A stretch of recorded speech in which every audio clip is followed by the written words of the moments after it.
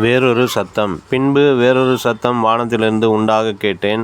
அது, என் ஜனங்களே, நீங்கள் அவளுடைய பாவங்களுக்கு உடன்படாமலும் அவளுக்கு நேரிடும் வாதைகளில் அகப்படாமலும் இருக்கும்படிக்கு அவளை விட்டு வெளியே வாருங்கள். வெளிப்படுத்தின சுவிசேஷம் 18:4. நீங்கள் மகா பாபிலோன் என்ற வேசியின் பாவங்களுக்கு உடன்படாதிருங்கள். உடன்பட்டீர்களானால் அவளுக்கு நேரிடும் வாதைகளிலும் அகப்படுவீர்கள் என்று வானத்திலிருந்து தொனிக்கும் சத்தம் எச்சரிக்கிறது. இங்கே பாவ சோதனையை கொடுக்கக்கூடிய ஒரு ஸ்திரீயை குறித்து பார்க்கிறோம். வெளிப்படுத்தின விசேஷம் புத்தகத்தில் 4 ஸ்திரீகளை குறித்து எழுதப்பட்டிருக்கிறது.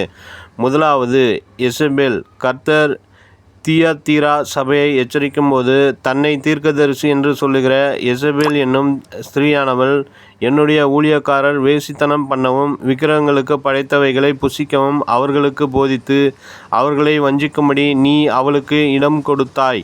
வெளிப்படுத்தின சுவிசேஷம் 2:20 என்று எச்சரித்தார்.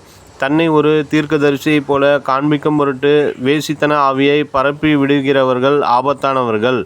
அவர்களுக்கு நாம் எச்சரிக்கையாக இருக்க வேண்டும். இரண்டாவதாக, சகல வேசிகளுக்கும் பூமியில் உள்ள அருவருப்புகளுக்கும் தாயாய் விளங்குகிற மகா பாபிலோன். வெளிப்படுத்தின சுவிசேஷம் 17:5. அந்த ஸ்திரீ பரிசுத்தவான்களின் இரத்தத்தினாலும் இயேசுவின் சாட்சிகளின் இரத்தத்தினாலும் வெறி கொண்டிருக்கிறதை அப்போஸ்தலர் யோவான் கண்டார். வானத்திலிருந்து வருகிற சத்தம் அவளை குறித்து எச்சரிக்க தீர்மானித்தது. அவளுக்கு நேரிடும் வாதைகளில் அகப்படாமல் இருக்கும்படி அவளை விட்டு வெளியே வாருங்கள். அவளுடைய பாவம் வானபரியந்தம் எட்டினது. அவளுடைய அந்தரங்கங்களையும் தேவன் நினைவு கூர்ந்தார். வெளிப்படுத்தின சுவிசேஷம் 18:14-15. இந்த கடைசி காலங்களில் சாத்தான் பயங்கரமான இச்சைகளின் ஆவிகளை கட்டவிழ்த்திருக்கிறான். கிறிஸ்துவ வழிபாடுக்கான காணொளி பதிவுகளில் கூட திரைப்படங்களைப் போலவே வாலிபர்களையும் வாலிப பெண்களையும் நடனமாட வைத்து ஆராதிக்கிறார்கள். ஆராதனை என்ற பெயரில் போலியான பொழுதுபோக்கு இச்சைகளையே இவை பரப்புகிறதே தவிர எந்த விதத்திலும் பரிசுத்தத்தை ஏற்படுத்துகிறதில்லை.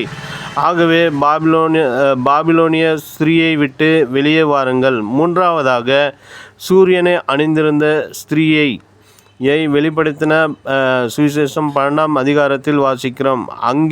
அங்கே சூரியன் என்று காணப்படுகிறது. நீதியின் சூரியனாகிய கர்த்தரை குறித்து மல்கியா 4:2. சூரியனை அணிந்திருக்கிறவர்களை வேதம் அழைக்கிறது. எழும்பி பிரகாசி, உன் ஒளி வந்தது, கர்த்தருடைய மகிமை உன்மேல் உதித்தது. ஏசாயா 60:1. நான்காவதாக, ஒரு ஸ்திரீயை வெளிப்படுத்தின விசேஷத்தில் சந்திக்கிறோம். அவள்தான் ஆட்டுக்குட்டியானவருடைய மனைவி. அவள்தான் கற்புள்ள கன்னிகையாக விளங்குகிற கற்புள்ள சபை.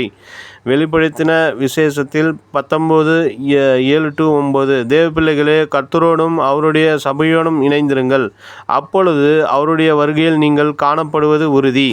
நினைவிற்கு, நான் சந்தோஷப்பட்டு களிகூர்ந்து அவருக்கு துதி செலுத்த கடவோம். ஆட்டுக்குட்டியானவருடைய கல்யாணம் வந்தது. அவருடைய மனைவி தன்னை ஆயத்தம் பண்ணினாள் என்று சொல்ல கேட்டான். வெளிப்படுத்தின விசேஷம் 19:7.